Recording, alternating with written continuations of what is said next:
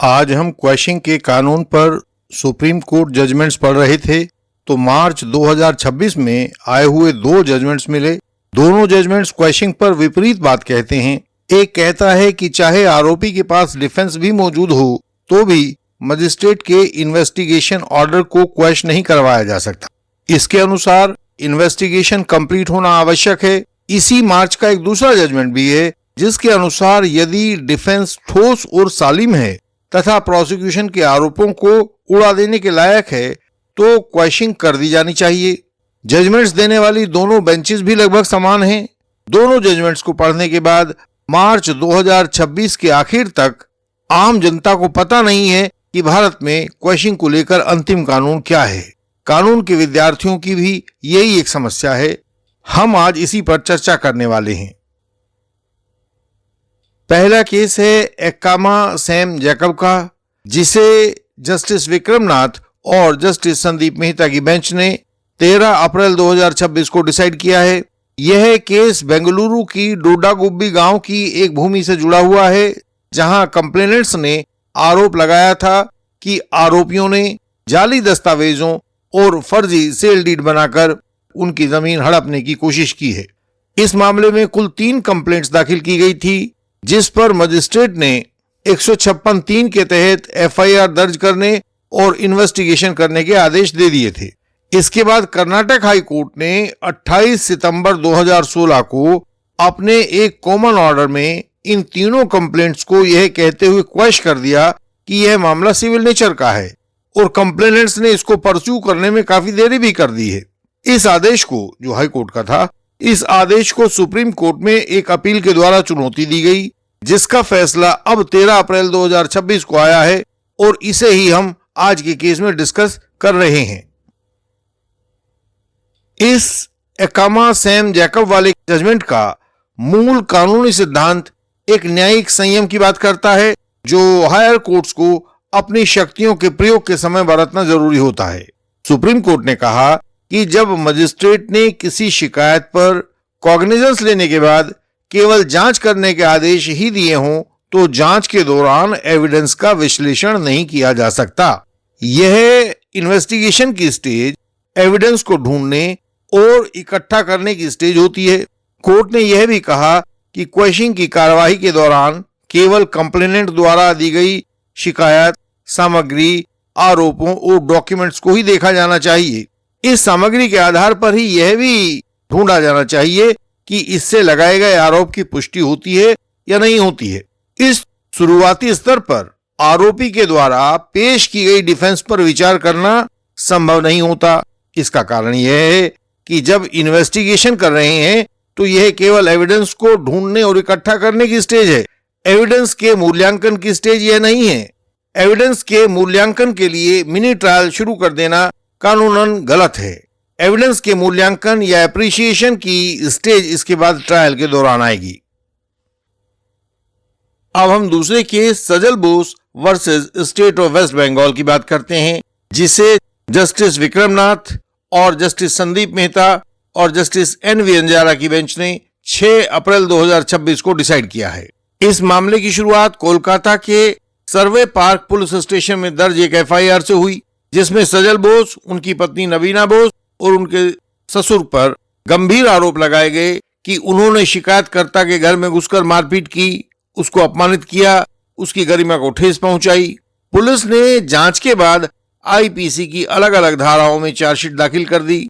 आरोपियों ने Calcutta high court में इस चार्जशीट को क्वेश करने के लिए पिटीशन फाइल कर दी जिसे हाई कोर्ट ने यह कहते हुए खारिज कर दिया कि कंप्लेंट में प्रथम दृष्टया आरोप मौजूद हैं।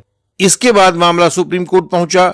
सुप्रीम कोर्ट के सामने सवाल यह था कि क्या आरोपियों की एलिबाई माने कि वो वहां मौके पर नहीं थे, उनके द्वारा प्रस्तुत एविडेंस के आधार पर देखा परखा जा सकता है और यदि वह वहां मौजूद नहीं मिलते हैं तो क्या इस केस को नकारा जा सकता है, क्वेश किया जा सकता है। इस सजल बोस वाले जजमेंट में सुप्रीम कोर्ट ने जुडिशरी के एक्टिव रोल की बात कही जहां पर उसे केवल कागजी आरोपों का बंधक बनने के बजाय ठोस सच्चाई की रक्षा करनी चाहिए। सुप्रीम कोर्ट ने कहा कि यदि किसी आरोपी के पास ऐसा रिलायबल और इम्पैकेबल एविडेंस मौजूद है जो प्रोसिक्यूशन के आरोपों को पूरी तरह ध्वस्त कर देता है, तो हाई कोर्ट को क्वेश्चन की अपनी शक्तियों का प्रयोग करने से हिचकना नहीं चाहिए। कोर्ट ने कहा, सुप्रीम कोर्ट ने, कि जहां एविडेंस इतना अकाट्य हो कि उसे किसी भी स्तर पर झुठलाया ना जा सके और जिससे यह स्पष्ट हो जाए कि केस का भविष्य केवल आरोपी का एक्विटल ही हो सकता है, तो वहां ट्रायल जारी रखना कोर्ट के टाइम की बर्बादी और आरोपियों के उत्पीड़न के समान है। कोर्ट ने कहा कि कानून का उद्देश्य न्याय प्रदान करना है, न कि अन्याय का टूल बन जाना। अतः यदि आरोपी की डिफेंस किसी भी संदेह से परे है तो उसे ट्रायल की अग्नि परीक्षा से गुजारना उचित नहीं कहा जा सकता। तीसरा केस कुछ पुराना है, 2025 का, Pradeep Kumar Kesarwani versus state of Uttar Pradesh, जिसे जस्टिस जेवी पारदीवाला और जस्टिस संदीप मेहता की बेंच ने 2 सितंबर 2025 को डिसाइड किया था। इसकी पुरानी वीडियो हमारे चैनल पर उपलब्ध होगी, इस नाम से आप ढूंढेंगे तो मिल जाएगी। इस जजमेंट में सुप्रीम कोर्ट ने कहा था कि अदालत को केवल किताबी नियमों में नहीं उलझना चाहिए, बल्कि असली न्याय को महत्व देना चाहिए। सुप्रीम कोर्ट ने कहा था कि यदि किसी आरोपी के पास अपनी बेगुनाही का ऐसा रिलायबल और इम्पैकेबल एविडेंस मौजूद है जिसे प्रोसिक्यूशन गलत साबित ना कर सके, तो हाई कोर्ट को क्वेश्चन की अपनी शक्तियों का इस्तेमाल जरूर करना चाहिए। कोर्ट ने कहा था कि जब डिफेंस के सबूत ही आरोपों की जड़ काट रहे हों, तो आरोपी को सालों तक ट्रायल की बेड़ियों में बांधे रखना न्याय के साथ एक मजाक हो जाएगा। जब केस में सजा की कोई उम्मीद ही ना हो, तो केवल लीगल प्रोसेस के नाम पर समय बर्बाद करना और किसी की आजादी छीनना दोनों गलत हैं। यह परवीन केसरवानी वाला फैसला आज के सजल बोस केस का आधार बना, जिसने इम्पैकेबल डिफेंस को केस रद्द करने का आधार मान लिया है। लेकिन इन दोनों जजमेंट से आप एक मुश्किल का अनुभव भी करेंगे। यहां एक ही विषय क्वेश्चन पर सुप्रीम कोर्ट एक और तो कहता है कि सच्ची व सही डिफेंस केवल ट्रायल में देखी जाएगी और प्रोसिक्यूशन एविडेंस के बाद देखी जाएगी, उससे पहले क्वेश्चन नहीं मिल सकती है। दूसरी ओर सुप्रीम कोर्ट यह भी कहता है कि यदि रिलायबल और इम्पैकेबल एविडेंस मौजूद है, डिफेंस के पास मौजूद है, तो क्वेश्चन दी जा सकती है। इससे आम आदमी लीगली कंफ्यूज हो गया लगता है। सामान्य जन को सुप्रीम कोर्ट की बातों में एक गैप भी नजर आता है। वे कंफ्यूज हैं। यह कंफ्यूजन और लीगल गैप नागरिकों के शोषण का कारण बन रहा है। आपने देखा होगा, जब एक सामान्य जन अपने मामले की जांच के लिए एक्सपर्ट के पास जाता है, तो एक्सपर्ट उसे वह ओपिनियन बताता है जिससे एक्सपर्ट की फीस पक्की होती हो। सामान्य जन का हित पीछे छूट जाता है और परिणाम यह होता है कि गलत क्वेश्चन पिटीशन लगवाई जाती हैं। उन गलत पिटीशंस के गलत परिणाम आते हैं और इन गलत परिणामों को केवल पिटीशनर को ही भोगना पड़ता है। सुप्रीम कोर्ट के द्वारा छोड़े गए गैप के ऊपर अलग अलग कंसल्टेंट्स अलग अलग सुझावों के पुल बनाते हैं। कोई पार्टी को इधर ले जाता है और कोई उधर ले जाता है। इस फालतू की आवाजाही का सारा भाड़ा पार्टी को ही देना पड़ता है। सुप्रीम कोर्ट के जजमेंट का वास्तविक एंड यूजर भारत का आम नागरिक होता है। न्यायपालिका उसी संविधान के अंतर्गत काम करती है जिसे 26 जनवरी 1950 को भारत के जनगण ने अंगीकार किया था कि हम इसे स्वीकार करते हैं। भारत का नागरिक यदि सुप्रीम कोर्ट जजमेंट का एंड यूजर है, तब क्या भारत के जनगण को इम्पैकेबल डिफेंस जैसे अस्पष्ट, अपरिभाषित कानूनी ट्रैप्स में उलझाया जाना चाहिए? यदि सब क्वेश्चन समर्थक जजमेंट्स को पढ़वाकर तथा सब क्वेश्चन के विपरीत जजमेंट्स को पढ़वाकर 100 व्यूअर से उनका मत पूछा जाए कि रिलायबल और इम्पैकेबल डिफेंस क्या होता है, तो ऐसा संभव है कि वे 100 लोग 100 अलग अलग उत्तर दें। हर व्यक्ति कंफ्यूज है।